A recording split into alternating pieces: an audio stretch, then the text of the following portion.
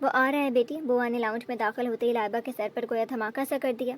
جوتے اتارتے ہوئے ہاتھ یکدم ساکت ہو گئے۔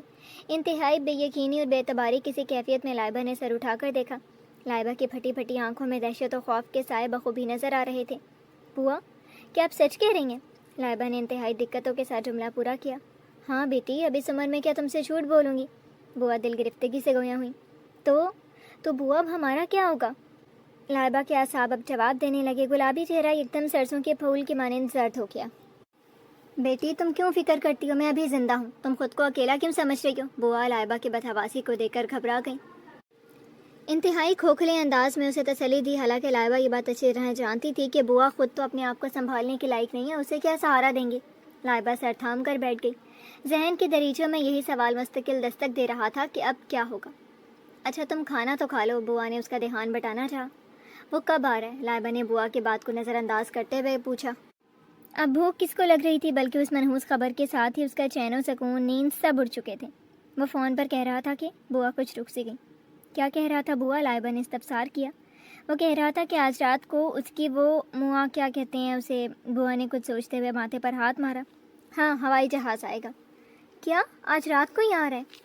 لائبہ پر دوسری بجلی گری۔ بوا ہم ایسا کرتے ہیں کہ اس کے آنے سے پہلے ہی گھر چھوڑ کر چلے جاتے ہیں، لائبہ نے انتہائی احمقانہ مشورہ دیا۔ سخت ذہنی دباؤ میں وہ اول فول بولنے لگی۔ ارے باولی ہو گئی ہو تم، اس شہر میں ہمارا کدھر ٹھکانا ہے؟ باہر نکلو تو قدم قدم پر بھیڑیے گھات لگائے بیٹھے ہوتے ہیں، چتارنے والا سمجھ کر نگلنے کی کوشش کریں گے۔ انسان نما درندے جسم کی بوٹیوں کو نوچنے کی تگ و دو کریں گے۔ کم از کم اس چار دیواری میں تمہاری عزت تو محفوظ رہے گی۔ اور انا اور خودداری، لائبہ نے دل میں سوچا، لیکن انا اور خودداری عزت سے زیادہ تو نہیں ہے، بلکہ جان بھی عزت کے لیے قربان ہے۔ لائبہ سوچتی چلی گئی، لیکن آنے والے وقت نے اسے انتہائی خوفزدہ کر دیا تھا۔ اچھا اب چلو کپڑے بدلو، ابھی کالج سے آئی ہو، میں کھانا لگاتی ہوں۔ بوا نے اسے زبردستی کمرے میں بھیج دیا۔ لائبہ وجاہت حسن اور سمن حسن کی اکلوتی اولاد تھی۔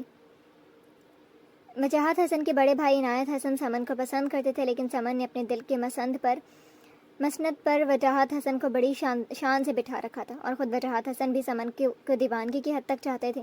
وہ اس کی محبت ہونے کے ساتھ ساتھ ان کے خالہ جات بھی تھی۔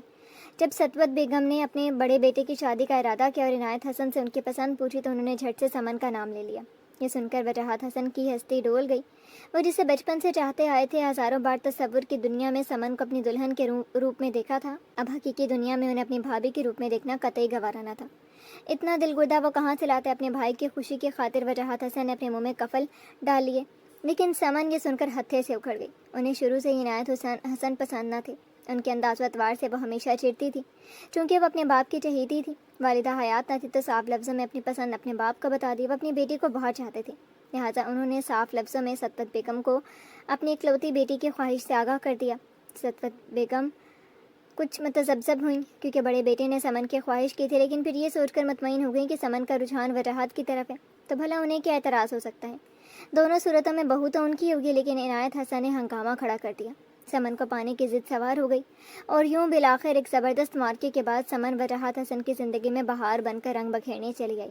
لیکن چونکہ بڑے ہونے کے ناطے ستوت بیگم کے شوہر نے مرتے وقت پاور آف اٹارنی عنایت حسن کے نام کر دی تھی، تو اس شادی کی پاداش میں عنایت حسن نے اپنے بھائی کو بزنس اور گھر سے بے دخل کر دیا۔ ستوت بیگم نے وجاہت حسن کا ساتھ دیا اور اس کے ساتھ ایک چھوٹی سے فلیٹ میں آ گئی۔ سمن اور وجاہت دونوں بہت خوش تھے، انہوں نے ایک دوسرے کو پا لیا تھا۔ سمن کو ابھی خوشیوں کے ہنڈولے میں جھولتے ہوئے 6 ماہ بھی نہ گزرے تھے کہ دفتر سے گھر آتے ہوئے ایک ٹرالر نے انتہائی بے رحمی سے وجاہت حسن کو کچل دیا۔ اس کے ساتھ ہی نہ صرف سمن کا وجود بیوگی کی چادر سے ڈھک گیا، بلکہ وہ بچہ جو ابھی دنیا میں بھی نہیں آیا تھا، اس کے ننھے سے ماتھے پر ہی یتیمی کا بھیانک کلنک لگ گیا تھا۔ سمن اس صدمے سے بالکل گمسم ہو گئی تھی۔ ان حالات میں ستوت بیگم نے بہت ہمت سے کام لیا۔ ایک طرف ان کا جوان بیٹا دنیا سے کوچ کر گیا تھا، تو دوسری طرف ان کی بہو اس صدمے سے بالکل ادھمری ہو گئی تھی، اور اوپر سے وہ ننھی جان جو سمن کی کوکھ میں پل رہی تھی، جو ان کے بیٹے کی واحد نشانی تھی۔ بہت مشکلوں سے انہوں نے سمن کو زندگی کی طرف دھکیلا، اور جب لائبہ کا جنم ہوا تو سمن اپنی یتیم بیٹی کو دیکھ کر اتنا روئی کہ ہسپتال میں موجود تمام عملے کی آنکھوں میں سمن کی تڑپ دیکھ کر آنسو امڑ آئے۔ ایک دن اچانک عنایت حسن چلے آئے اور ماں سے معافی مانگ کر دونوں کو گھر لے آئے، لیکن سمن کے ساتھ عنایت حسن اور ان کی بیوی کا سلوک انتہائی ناروا تھا۔ عنایت حسن نے بھی شادی کر لی تھی اور ان کی بیگہ فرح بیگم بھی امید سے تھیں۔ انہوں نے جڑواں بچوں کو جنم دیا، ایک لڑکا اور ایک لڑکی۔ مغرور تو پہلے سے ہی تھیں، بچوں کے بعد مزید مغرور ہو گئیں۔ فرح کا رویہ سمن کے ساتھ انتہائی ہتک آمیز تھا، کیونکہ وہ اس بات سے آگاہ تھیں کہ اس کے شوہر نے ان سے پہلے اس عورت کی طلب کی تھی جو لائبہ کی ماں تھی۔ ستوت بیگم اس صورتحال سے بہت پریشان تھی. وہ چاہتی تھی کہ سمن کا جلد سے جلد دوسرا عقد بھی ہو جائے. نہ جانے انہیں وہم سا ہو گیا تھا کہ وہ بھی اپنے بیٹے اور شوہر کے پاس جلد ہی جانے والی ہیں. چنانچہ انہوں نے اپنی قابل اعتماد بوا سے اس کا تذکرہ کیا اور انہوں نے جہانگیر شاہ کا رشتہ بتایا جو رنوے اور ایک بچے کے باپ بھی تھے. اور یوں نہ چاہتے ہوئے بھی سمن کا نکاح جہانگیر شاہ سے ہو گیا جو اچھی خاصی جائیداد کے مالک تھے. یہاں آ کر سمن کو محسوس ہوا کہ زندگی کو ابھی ان سے اور امتحان لینا مقصود تھا، اور وہ امتحان تھا شامیر جو بمشکل 5 سال کا تھا لیکن انتہائی خودسر اور بدتمیز. اس کے ماموں اور خالاؤں نے اس کے معصوم ذہن میں سوتیلی ماں کا زہر اچھی طرح سے بھر دیا تھا. ستوت بیگم نے بوا کو بھی سمن کے ساتھ ہی بھیج دیا تھا. شامیر کو لائبہ سے خاص قسم کی چڑ تھی. جب اپنے پاپا کو لائبہ کے لیے کھلونے کپڑے لاتا دیکھتا یا اسے پیار کرتے دیکھتا تو اس کے اندر آگ سے لگ جاتی. وہ سمجھتا تھا کہ لائبہ اس کے پاپا کو اس سے چھین رہی ہے. کچھ عرصے بعد ستوت بیگم بھی داغ مفارقت دے گئیں اور سمن کا یہ سہارا بھی ان سے چھن گیا. والد کا انتقال وجاہت حسن کے مرنے کے 3 ماہ بعد ہی ہو گیا تھا. وہ اپنی جوان بیٹی کو یوں عالم ثبات میں اجڑتے ہوئے دیکھ نہیں سکے تھے. شاہ میر سمن کا تھوڑا بہت لحاظ کبھی کبھار کر لیا کرتے تھے لیکن لائبہ کو تکلیف دے کر اسے بہت تسکین ملتی تھی. کبھی اس کو آدھی رات میں سوتے ہوئے اسے جگا کر ڈراتا تھا تو کبھی ربڑ کی چھپکلی گرا دیا کرتا. ایک دن تو اس نے حد کر دی. بارشوں کا سیزن تھا، تیز بارش ہو رہی تھی. جاڑوں کی بارش ویسے بھی خطرناک ہوتی ہے. شاہ میر نے لائبہ کو لان سے گیند اٹھا کے لانے کو کہا لیکن وہ نیچے جانے کو قطعاً راضی نہیں ہو رہی تھی.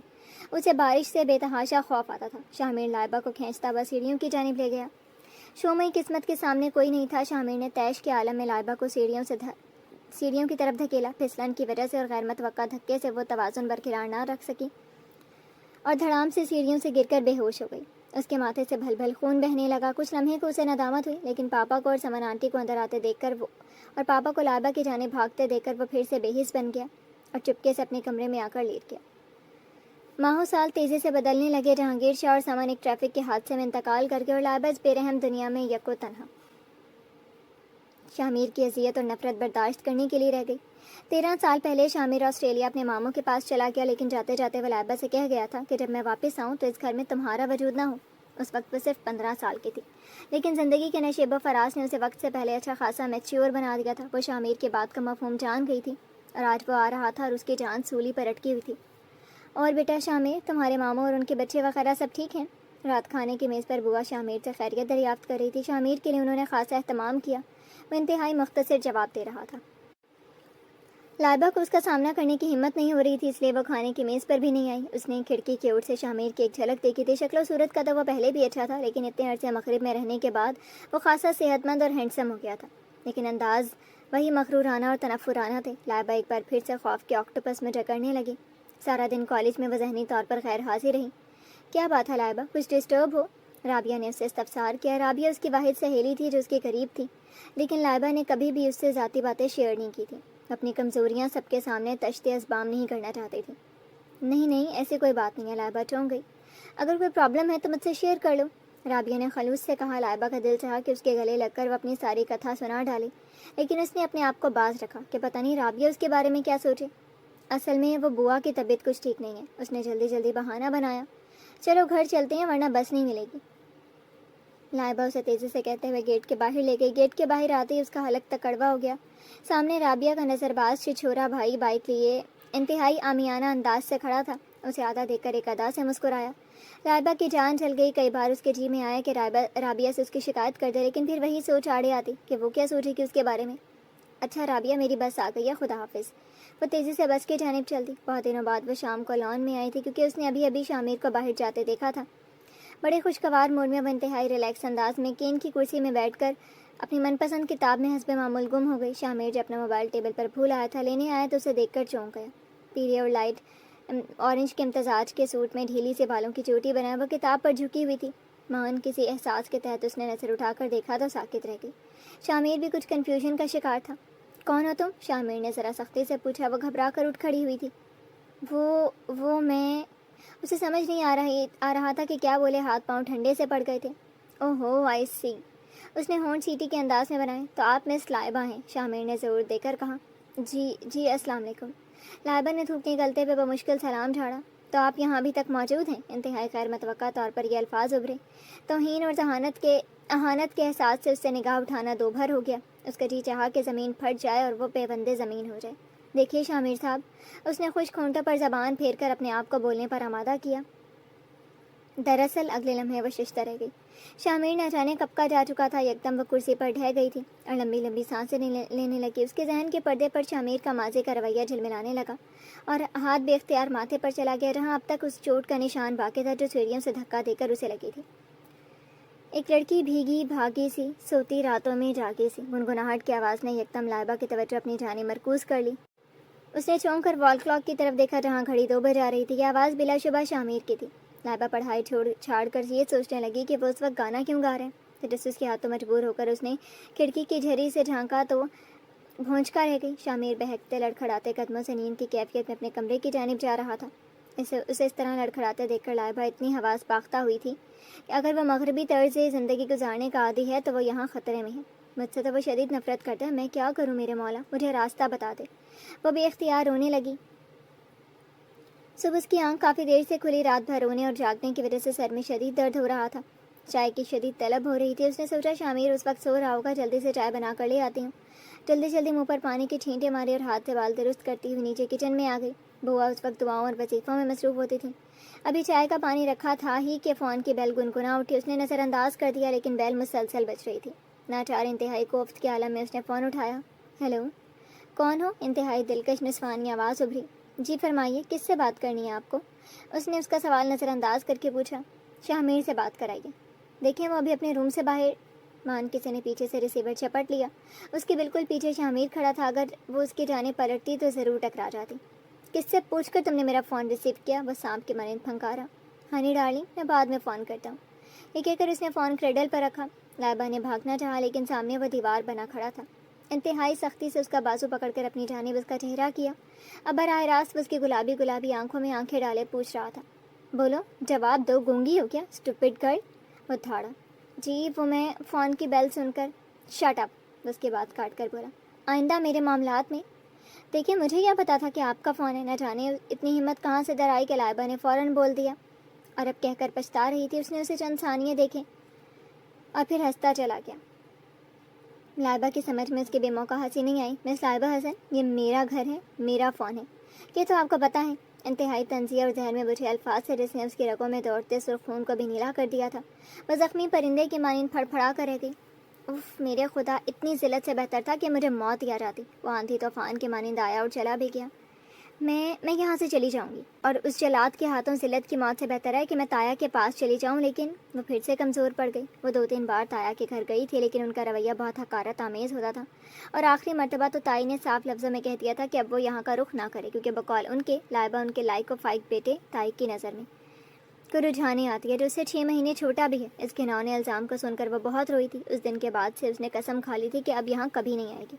उसे कोई रास्ता सुझाई नहीं दे रहा था। सुनो लाइबा, प्लीज़ मेरी बात सुन लो। कॉलेज की छुट्टी के वक्त जब वो बस का इंतज़ार कर रही थी तो राबिया का नज़रबाज भाई हारिस उसके करीब चला आया। आज राबिया ने छुट्टी की थी और उस मौके का उसके भाई ने भरपूर फ़ायदा उठाया था। लाइबा हारिस को मुखातिब होते देखकर अंदर से बुरी तरह डर गई लेकिन बाहर से मजबूत बनने की कोशिश करती रही। मिस्टर हारिस, आपकी हिम्मत कैसे हुई मुझसे मुखातिब होने की? उसने डपट कर कहा। मेरे दिल ने, मेरे प्यार, तुम्हारे मासूम हुस्न ने मुझ में। शट अप, इस किस्म की आमियाना बातें सुनकर उसका दिमाग सनसना उठा। देखो लाइबा, उसने आओ देखा ना था, फ़ौरन करीब से गुजरते हुए रिक्शे को देखकर रोका और फ़ौरन बैठ गई। हारिस हाथ मलता रह गया था। लाइबा की हालत बहुत बुरी थी। उसे हारिस से डर लगने लगा था। पिछले 1 साल से वो सिर्फ उसको घूरता था और मुस्कुराया करता था, लेकिन आज उसकी इतनी हिम्मत हो गई कि उसने उसे मुखातिब भी कर लिया। उसने सोचा कि बुआ को बताता, लेकिन खुद ही इरादा तर्क कर दिया। वो परेशान होने के अलावा कुछ भी नहीं कर सकती थी। फिर ये सोचकर मुतमईन हो गई कि अब तो इम्तिहान होने वाले हैं, कॉलेज ख़त्म हो जाएगा तो उससे भी जान छूट जाएगी। मौसम रात से अबरालूद था लेकिन सुबह को हल्की हल्की बूंदाबांदी भी शुरू हो गई थी। लाइबा का आज पेपर था। उसे हर सूरत सेंटर जाना था। बुआ होल रही थी कि बारिश हो जाएगी तो कैसे आएगी। लाइबा बुआ को तसल्ली दे रही थी लेकिन खुद अंदर ही अंदर परेशान हो रही थी कि अगर वाकई बारिश हो गई तो फिर क्या होगा। और तो और राबिया का सेंटर भी किसी दूसरे कॉलेज में पड़ा था और बिलाखिर वही हुआ जिसका उसे डर था। वापसी में तेज़ बारिश शुरू हो गई और अब स्टॉप पर खड़ी वह इंतहाई हवास पाख्ता हो रही थी और उस वक्त उसकी घबराहट 2 चंद हो गई जब हारिस गाड़ी लेकर उसके बिल्कुल करीब आ गया। आओ लाइबा, तुम्हें घर छोड़ दूँ, मुझे राबिया को भी लेने। हारिस ने यह जुमला उसकी तसल्ली के लिए बोला ताकि वह गाड़ी में बैठ जाए। हालांकि राबिया ड्राइवर के साथ गई थी।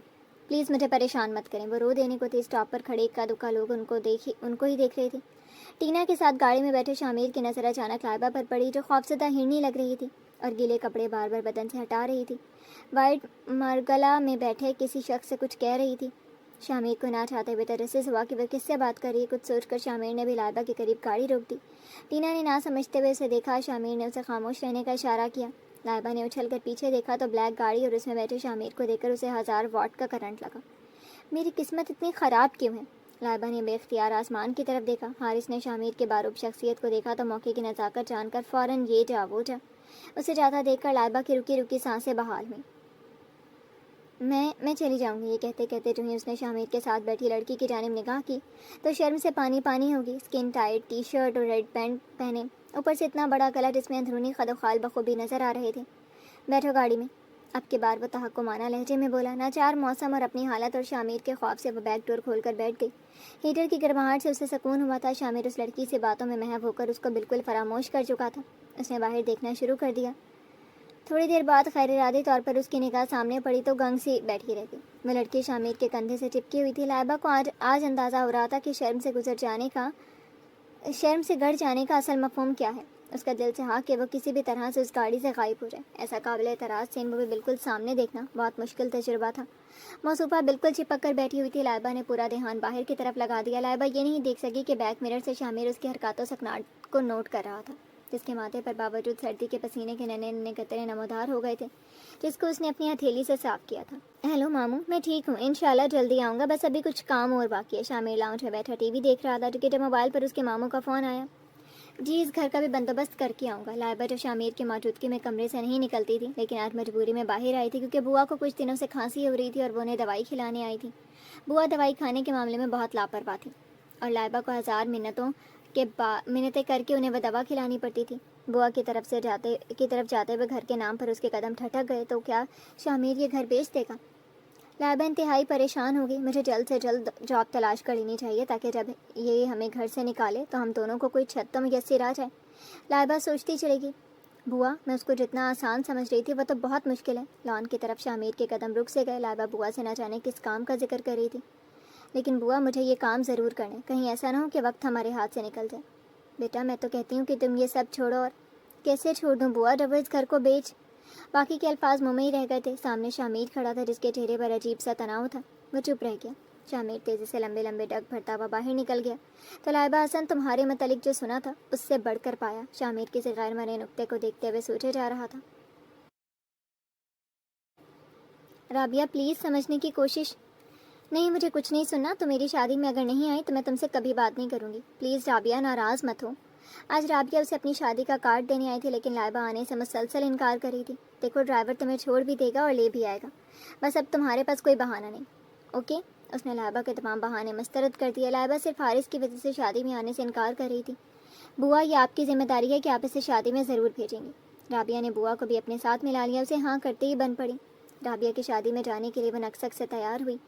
اتنے عرصے بعد وہ کسی شادی میں جا رہی تھی اور شادی اس کی اکلوتی اور پیاری سہیلی کی تھی۔ آف وائٹ شفون کے سوٹ میں چھوٹے چھوٹے گولڈن اور سلور ستارے اور موتی کا نفیس سا کام تھا۔ ہاتھوں اور کانوں میں اس نے بیلے کے گجرے پہنے ہوئے تھے، البتہ بالوں کی ڈھیلی ڈھالی چوٹی باندھ لی تھی۔ ہلکے پنک کلر کے میک اپ میں، اونچی ہیل والی سینڈل میں وہ بہت منفرد اور خوبصورت لگ رہی تھی۔ آئینے میں جب اس نے اپنے آپ کو دیکھا تو خود ہی حیران رہ گئی۔ بوا نے بھی اس کی خوب بلائیں۔ ڈرائیور نے ہارن دیا تو وہ خدا حافظ کہتی ہوئی رابعہ کا تحفہ اٹھا کر چلی گئی۔ شادی ہال میں رنگ و بو کا سیلاب امٹ رہا تھا۔ وہ راستہ بناتی ہوئی برائڈل روم کی جانب چلی گئی۔ رابعہ اسے دیکھ کر بہت خوش ہوئی۔ اس نے گلے لگا کر اسے مبارکباد دی اور تحفہ پکڑایا جسے اس نے تھینک یو کہہ کر لے لیا۔ رابعہ نے بھی آج اس کی بہت تعریف کی۔ وہ شرما سی کی۔ اچانک نکاح کا شور اٹھا تو کمرے میں اس کے گھر والے اور لوگ بھی آ گئے تو وہ اٹھ کر باہر آ گئی اور نسبتاً خالی گوشے میں بیٹھ گئی۔ حارث کسی کو ہدایت دیتا ہوا آ رہا تھا۔ لائبہ کو دیکھا تو ساکت رہ گیا۔ اتنا بھرپور حسن اس نے کبھی نہیں دیکھا تھا۔ حارث کی بہت سی لڑکیوں سے دوستی تھی لیکن لائبہ کی طرح کوئی خوبصورت اور معصوم نہیں تھی۔ اوہ لائبہ، شکر ہے تم آ گئی۔ لائبہ نے چونک کر سر اٹھایا۔ حارث کو وارفتگی سے اپنی جانب تکتے دیکھ کر وہ ڈر گئی۔ اس کی آنکھوں میں مخصوص چمک تھی جیسے شکار کسی شکاری کو دیکھ لے۔ حارث یہاں، کسی نے اسے آواز دی تو وہ برے منہ سے ابھی آتا ہوں کہتا ہوا پلٹ گیا، پھر یکدم مڑ کر بولا آج تم سے بہت سی باتیں ہوں گی۔ وہ زمانی لہجے میں کہتا ہوا چلا گیا۔ لائبہ کا چہرہ لٹھے کے مانند سفید ہو رہا تھا۔ وہ حارث کے تیور دیکھ کر سخت متوحش ہو گئی۔ نکاح ہو چکا تھا۔ وہ رابعہ کے پاس آئی جہاں عورتوں اور بچوں کا جھمگٹا لگا ہوا تھا۔ بڑی مشکل سے اس نے رابعہ کو متوجہ کیا۔ پلیز رابعہ، مجھے گھر چھڑوا دو، میری طبیعت ٹھیک نہیں ہے۔ رابعہ بھی لائبہ کی شکل دیکھ کر پریشان ہو گئی۔ کیا ہوا ہے لائبہ؟ بس ذرا تھکن ہو رہی ہے، بوا بھی اکیلی ہوں گی، کبھی اکیلا چھوڑا نہیں ہے میں نے۔ مجھے پریشانی ہو رہی ہے، تم پلیز ڈرائیور سے کہہ دو کہ مجھے چھوڑائے۔ اوے سونی، جاؤ ماما سے کہو کہ دین محمد سے کہہ کر لائبہ کو اس کے گھر چھڑوا دیں۔ اس نے کسی بچی سے کہا۔ تھوڑی دیر بعد وہ بچی لائبہ کے لیے موت کا فرمان لے کر آئی کہ حارث بھائی کہہ رہے ہیں کہ دین محمد کام سے گئے، میں لائبہ کو چھوڑ دوں گا۔ لائبہ سنتی رہ گئی، پھر بڑی دقتوں سے اپنے آپ کو سنبھال کر کہا، نہیں رابعہ، میں گھر پر فون کر کے اپنے کزن سے کہہ دیتی ہوں، وہ مجھے لینے آ جائیں گے۔ کیا میں تمہارا موبائل استعمال؟ ہاں کیوں نہیں، رابعہ نے فوراً موبائل اسے تھما دیا۔ شامر انتہائی عجلت میں نکل رہا تھا جب لاؤنج کا فون بج اٹھا۔ وہ کوفت زدہ ہو گیا، انتہائی بیزاری سے ہیلو کہا۔ ہیلو، میں لائبہ بات کر رہی ہوں۔ ماؤتھ پیس سے لائبہ کی گھبرائی ہوئی آواز ابھری۔ لائبہ اس وقت کہاں سے بات کر رہی تھی؟ شامر نے گھڑی دیکھی جو 11 بجا رہی تھی۔ بولیے کیا کہنا ہے، شامر نے انتہائی روکھے لہجے میں کہا۔ لائبہ کی ہمت جواب دینے لگی، لیکن وہ اپنی عزت کی بقا کے لیے ایک بار پھر ڈھیٹ بن گئی۔ سنیے، میں اپنی دوست کی شادی میں آئی ہوں، اب آنے کا پرابلم ہو رہا ہے، پلیز بوا سے کہیے کہ مجھے لینے آ جائے۔ وہ انتہائی لچاچت سے گویا ہوئی۔ بوا لینے آ جائے؟ شامر حیران سا ہوا۔ بوا تو سبزی لینے تک باہر نہیں جاتی، آپ کو کیسے لینے آئیں گی؟ جی وہ مجبوری ہے، لائبہ بیچارگی سے بولی۔ اچھا ایڈریس بتائیے۔ اس نے جلدی ایڈریس بتایا۔ میں آ رہا ہوں، یہ کہہ کر اس نے فون رکھ دیا۔ لائبہ رابعہ کو خداحافظ کہہ کر باہر آئی اور انتہائی محتاط انداز میں نظروں کو دوڑایا۔ حارث کسی بیٹے کے ساتھ مصروف تھا، وہ بہت احتیاط سے باہر کی جانب چل دی کہ حارث کی نظر اس پر نہ پڑے۔ دل میں قرآن آیات کا ورد کرتی وہ باہر تک آ گئی اور انتہائی بے چینی سے شامر کا انتظار کرنے لگی۔ اچانک اس کے دل نے سوال کیا، میں شامر پر کیسے بھروسہ کر رہی ہوں؟ نہیں شامر حارث جیسا نہیں ہے، میں اس کے گھر اتنے دن سے ہوں، لیکن اس نے حارث جیسی گھٹیا حرکتیں مجھ سے چھپ کر یہاں آ گئی ہو۔ حارث کی آواز پر وہ اچھل پڑی۔ دیکھو لائبہ، میں تم سے شادی کرنا چاہتا ہوں، میں واقعی۔ تیز ہارن کی آواز پر دونوں نے چونک کر دیکھا اور شامر کو بیٹھے دیکھ کر اس نے سر پر دوڑ لگا دی۔ شامر انتہائی عجیب نظروں سے دونوں کو دیکھ رہا تھا۔ لائبہ فوراً فرنٹ ڈور کھول کر بیٹھ گئی۔ حارث شامر کے اس طرح گھورنے سے فوراً اندر چلا گیا۔ حارث کو غائب ہوتے دیکھ کر لائبہ کی جان میں جان آئی۔ اسے لگا کہ اب وہ بالکل محفوظ ہے۔ ایک دم کچھ یاد آنے پر اس نے شامر کی طرف دیکھا تو خفیف سی ہو گئی۔ ایم سوری شامر صاحب، آپ کو زحمت اپنے حسن کی نمائش کرنے کا بہت شوق ہے، انتہائی سرد لہجے میں الفاظ ادا ہوئے۔ جی؟ لائبہ کا منہ کھلا رہ گیا، آنکھیں پوری طرح پھٹ گئیں۔ اس وقت وہ واقعی قاتل لگ رہی تھی۔ شامر کو نہ جانے کیوں غصہ آ رہا تھا، پھر بھی کچھ کہے بنا وہ گاڑی سٹارٹ کرنے لگا۔ لائبہ کے وجود میں نامعلوم سی تھکن اترتی چلی گئی۔ کیا وہ تم سے شادی کرنا چاہتا ہے یا محض تفریح کر رہے؟ شامر کے منہ سے انتہائی غیر متوقع الفاظ سن کر وہ چکرا سی گئی۔ پلیز شامر صاحب، مجھ سے اس قسم کی باتیں مت کیجیے، وہ انتہائی عاجزی سے بولی۔ اس وقت اس کے چہرے پر انتہائی اتنی بے بسی اور کرب تھا کہ شامر کچھ اور کہتے کہتے رک گیا۔ شامر صاحب، میں ایسے انسان سے شادی کرنا تو دور کی بات، اس پر تھوکنا بھی پسند نہیں کرتی، لائبہ آہستگی سے بولی۔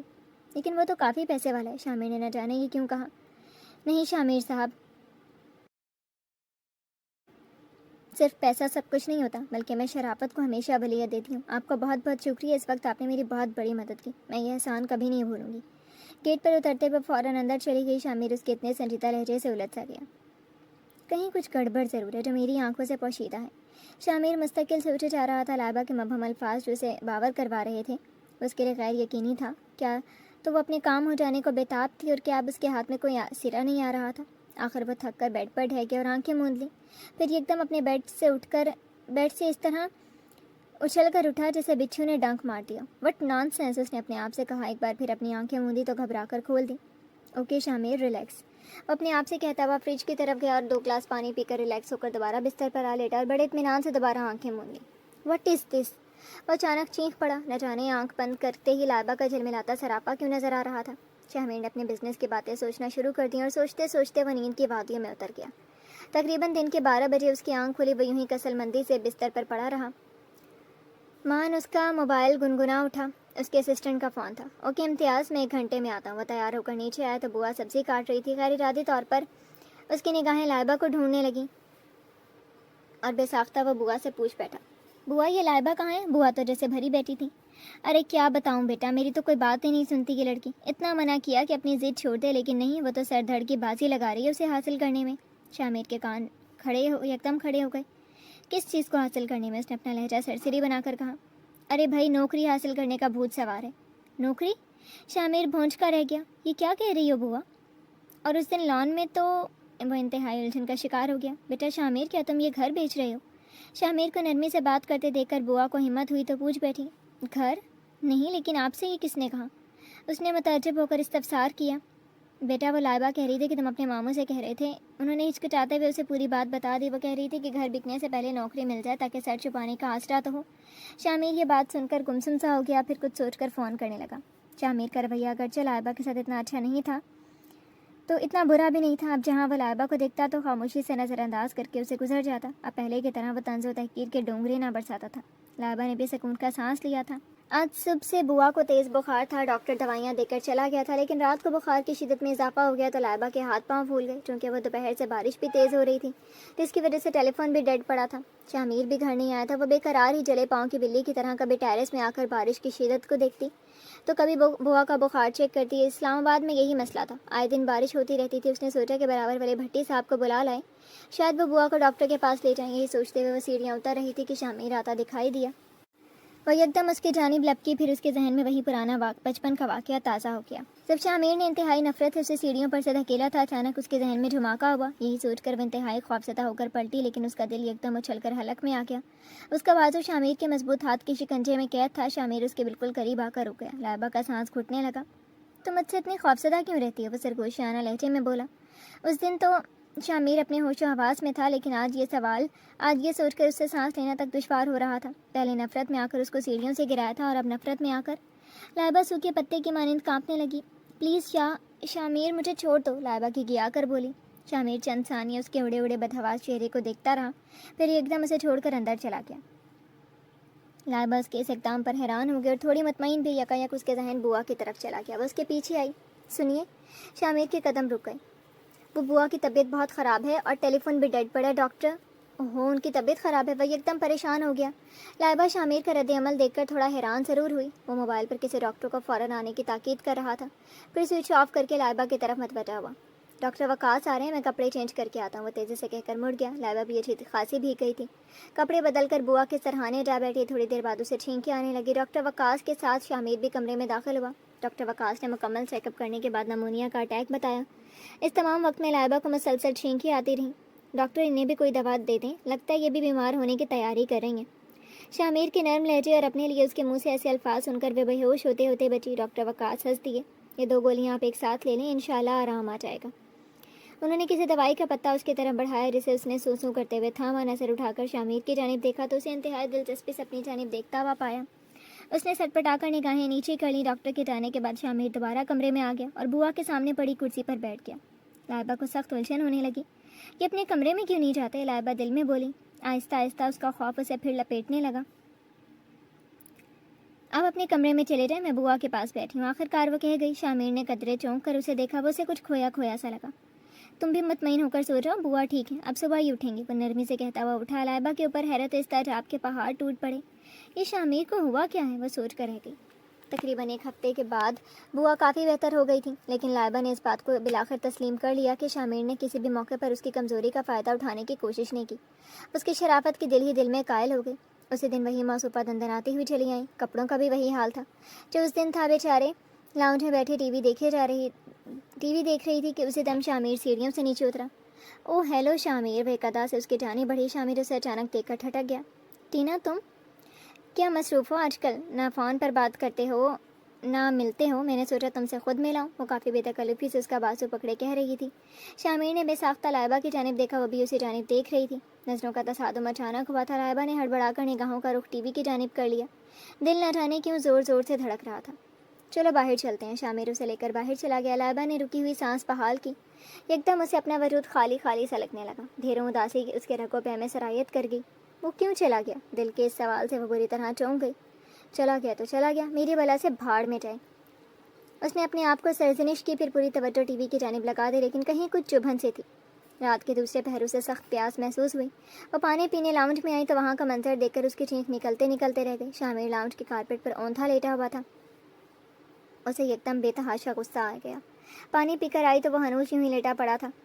وہ اپنے کمرے کی جانب چلی گئی. نہ جانے کسی خیال کے تحت وہ رک گئی. اس نے ایک بار پھر پلٹ کر دیکھا. یکدم اس کی نگاہ زمین پر پڑے گلدان کی طرف گئی. یہ تو ٹیبل پر تھا. کچھ سوچ کر وہ تیر کی تیزی سے اس کے قریب آئی اور اسے کندھوں سے پکڑ کر سیدھا کیا تو اس کی حالت دیکھ کر ششدر رہ گئی. شامیر کے ماتھے سے خون بہہ رہا تھا, جس کی شرٹ کی آستینوں اور گریبان میں جذب ہو رہا تھا, اور جسم بھٹی کے مانند جل رہا تھا. اوہ میرے خدایا, اب کیا کروں؟ اس ہفتاد پر وہ بری طرح سے گھبرا گئی. بوا کو اٹھانا جو شیر لانے کے مترادف تھا. ان کی نیند بہت پکی ہوتی تھی. وہ جلدی سے وہیں فرسٹ ایڈ باکس لے آئی اور ڈیٹول سے زخم صاف کر کے پٹی باندھ دی. شکر تھا کہ زخم اتنا گہرا نہیں تھا. وہیں بیٹھے بیٹھے اس نے ٹھنڈے پانی کی پٹیاں اس کے ماتھے پر رکھیں.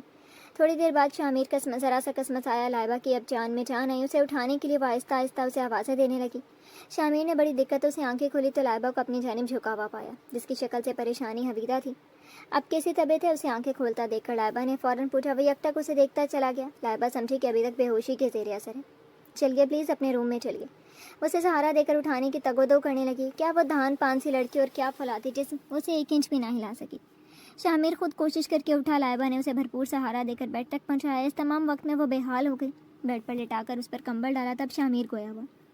تم جانتی ہو کہ میں کیسا آدمی ہوں، پھر بھی تم اتنی رات کو میرے کمرے میں آ کر میری سیوا کر رہی ہو. لائبہ مسکرا کر بولی. کیونکہ میں جانتی ہوں کہ آپ اس وقت کمزور اور بے بس ہیں. شامیر کی اس بچکانہ بات پر بے اختیار مسکرا دیا. اس جیسے شخص کے لیے کوئی مشکل بات نہیں تھی. بس پھول جیسی لڑکی کو ایک لمحے میں زیر کر سکتا تھا. صبح ہونے میں 2 گھنٹے باقی. میں صبح ہی ڈاکٹر. کہتے کہتے لائبہ نے اس کی جانب دیکھا تو زبان تالو سے چپک گئی. شامیر اسے یک ٹک دیکھے جا رہا تھا لیکن ان آنکھوں میں ہوس اور بھوک نہیں تھی بلکہ ایک احترام تھا. ایک انوکھا سا احساس تھا جسے وہ اچھی طرح نہیں سمجھ سکی. میں چلتی ہوں. وہ فوراً کمرے سے نکل گئی تھی. پھر وہ سو نہ سکی. شامیر کی آنکھیں اسے بار بار ڈسٹرب کر رہی تھیں. صبح ڈاکٹر نے شامیر کو آ کر چیک کر لیا تھا. اب وہ پرسکون نیند سو رہا تھا. لائبہ کو بے سکون کر کے ایک عجیب سی بے چینی و بے قراری اس کی نس نس میں اتر رہی تھی جسے وہ کوئی نام نہیں دے پا رہی تھی. 2 دن بعد شامیر بھلا چنگا ہو گیا لیکن لائبہ پر وہی کیفیت طاری رہی.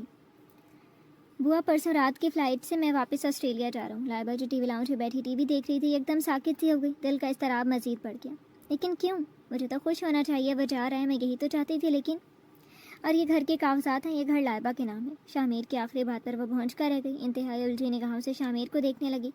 شامیر اس کی کیفیت سمجھ رہا تھا. یہ گھر میں نے آپ کے نام کر دیا کیونکہ اس گھر پر آپ کا حق ہے. لیکن یہ میں کیسے لے سکتی ہوں؟ بڑی دقتوں کے بعد وہ گویا ہوئی. بوا بھی بہت حیران تھی. لائبہ اس بات کا احساس مجھے کافی دیر میں ہوا کہ میں نے آپ دونوں کے ساتھ بہت زیادتی کر دی ہے. سمن مام کا میں گنہگار ہوں لیکن میں کیا کرتا. میرے ماموں اور خالہ نے سمن مام اور آپ کے خلاف میرے کچے اور کم عمر دماغ میں جو زہر انڈیلا تھا وہ بہت طاقتور تھا. بوا خاموشی سے اٹھ گئی کیونکہ یہ لائبہ اور شامیر کا ذاتی معاملہ تھا. مجھے آپ سے انتہائی نفرت ہونے لگی. میرے ماموں نے کہا کہ آپ پاپا کی محبت مجھ سے چھین لیں گی اور میں تو ہمیشہ سے پیار کا بھوکا تھا. یہ بات مجھے قطعاً گوارا نہ ہوئی. بعد میں جب تھوڑا بڑا ہوا تو انہوں نے مجھے بتایا کہ پاپا ساری جائیداد آپ کے نام کر دیں گے. اور جب آپ کو پاپا ذرا سی بھی اہمیت دیتے تھے تو میں غصے سے پاگل ہو جاتا تھا. آج ان کا شفاعت کا دن تھا. لائبہ حیرت زدہ بیٹھی ان حماق سے اس کی باتیں سن رہی تھی. پھر ان دونوں کی ڈیتھ کے بعد میں آسٹریلیا ماموں کے پاس چلا گیا. وہ خاموش ہو گیا. وہاں زندگی کا دوسرا رخ میں نے دیکھا. شامیر آہستگی سے دوبارہ گویا ہوا. والدین کی کمی کی بدولت میں کلبوں میں جانے لگا اور لڑکیاں میری دولت اور پرسنالٹی کی وجہ سے خود ہی میرے قریب آ جاتی. اس تمام عرصے میں آپ کو بالکل فراموش کر چکا تھا اور اب بھی آپ اور یہ گھر مجھے یاد نہ آتے اور میں یوں ہی برباد ہو رہا ہوتا جب اچانک مجھے بزنس کے سلسلے میں پاکستان آنا پڑا. اور پھر خالہ اور ماموں نے مجھے بہت کچھ پاور کروایا. وہ یکدم چپ ہو گیا. لائبہ آگے کو سننے کی بے چینی لائبہ کو آگے سننے کی بے چینی ہونے لگی. انہوں نے کہا. شامیر ہچکچا کر بولا. لائبہ تمہیں پھنسانے اور رجھانے کے لیے طرح طرح کے ہتھ کنڈے استعمال کرے گی تاکہ وہ تمہارے گھر اور جائیداد پر قبضہ کر سکے اپنی ماں کی طرح. لائبہ نے انتہائی اذیت محسوس کر کے دونوں ہاتھ اپنے کانوں پر رکھ لیے. ایسا لگ رہا تھا کہ اس کی روح کو کوئی تیز آلے سے کاٹ رہا ہے. لیکن لائبہ، شامیر دوبارہ بولا. لیکن جب میرا تم سے سامنا ہوا وہ اچانک تم پر اتر آیا تو پہلے پہل مجھے لگا کہ تم محض معصوم اور سادہ بننے کی ڈرامہ کر رہی ہو. تم بھی عام لڑکیوں کی طرح اپنی بے نیازی سے مجھے امپریس کرنے کی کوشش کر رہی ہو. لائبہ کو شامیر کے الفاظ سخت برے لگے. لیکن اس دن میں چونک گیا جب کالج سے واپسی پر میں نے تمہیں لفٹ دی تھی اور ٹینا کی حرکت پر تمہاری حالت خیر ہو گئی تھی جو مجھ سے پوشیدہ نہیں رہ سکی. وہ سین یاد آتے ہی لائبہ ایک بار پھر شرم سے گڑنے لگی. اور اس رات جب تم نے فون کر کے کہا تھا کہ بوا کو بھیج دے اور میں تمہیں لینے پہنچا تو حارث کو تمہیں اکیلے کھڑا دیکھ کر میرا خون کھول اٹھا. نہ جانے کیوں پھر میں نے سوچا کہ حارث اچھا خاصا لڑکا ہے شاید تم. لائبہ نے اسے انتہائی خوشمکی نگاہوں سے دیکھا.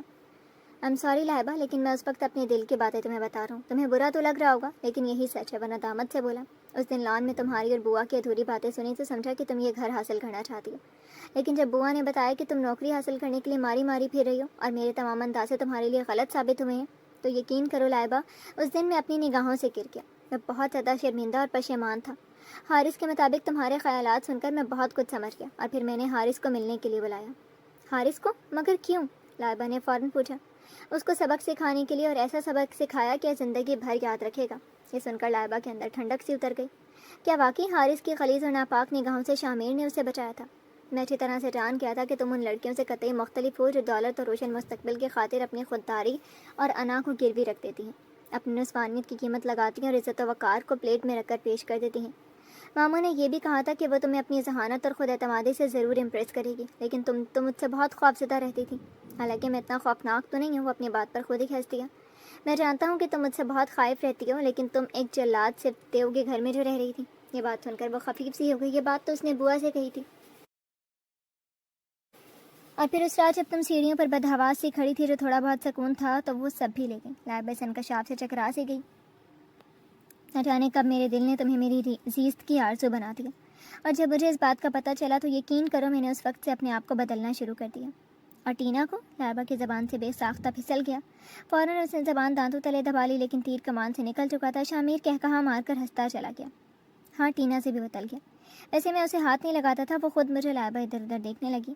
لائبہ، سمن مام بھی گریٹ تھی۔ انہوں نے تھوڑی ہی عرصے میری پرورش کی، لیکن یہ ان کی تھوڑے عرصے کی تربیت کا نتیجہ تھا کہ بے شک میں نے لڑکیوں سے دوستی رکھی، لیکن اخلاقی حدود کبھی پار نہیں کی۔ وہ سنجیدہ ہو گیا۔ لائبہ پلیز، ہو سکے تو مجھے معاف کر دینا، میں تمہارے قابل نہیں۔ لیکن خیر، اس بات کا کہنے کا کیا فائدہ جب میں تمہارے قابل ہی نہیں ہوں۔ تم بہت اچھی ہو۔ لائبہ بے چین سی ہو گئی، دل کچھ سننے کی تمنا کرنے لگا۔ لائبہ، ہمیشہ خوش رہنا، اور ہو سکے تو اس جلاد سے دیو کو معاف کر دینا۔ ان الفاظ نے لائبہ کے دل کو چھید ڈالا۔ اور یہ کاغذات تم رکھ لو، تمہیں سمن موم کی قسم ہے۔ وہ خاموش رہی، اور ہاں، وہ جاتے جاتے پلٹا۔ مرد کو کبھی اتنا کمزور مت سمجھنا کہ ذرا سے بخار میں اس کی طاقت سلب ہو جائے، اور خاص طور پر میرے جیسے مرد کو۔ وہ مسکراتے ہوئے چلتا بنا۔ لائبہ اپنی جگہ کٹ سی گئی۔ میں کیا کروں؟ کیسے شامیر کو بتاؤں کہ میں بھی اسے؟ یہ خیال آتے اسے شرم سی آ گئی۔ گرا کہ وہ شامیر سے کچھ کہتی، وہ بھی ایک نمبر کا جاہل اور بیوقوف ہے۔ مجھے احمق اور بیوقوف کہتا ہے اور خود نہیں سمجھ پا رہا کہ میں کیا چاہتی ہوں۔ لائبہ، بوا کمرے میں داخل ہوئی۔ بیٹی، تم شامیر کو روک لو۔ بوا کے منہ سے اس قدر غیر متوقع الفاظ سن کر لائبہ حیران رہ گئی۔ یہ کیا کہہ رہی ہیں بوا آپ؟ ہاں بیٹا، مجھے پتہ ہے کہ تم بھی یہی چاہتی ہو، اور وہ بھی یہی چاہتا ہے، تم اسے روک لو۔ بوا کی بات سن کر اسے بے تحاشا شرم آ گئی۔ لیکن بوا، دیر مت کرو ورنہ تم خالی ہاتھ رہ جاؤ گی بیٹی۔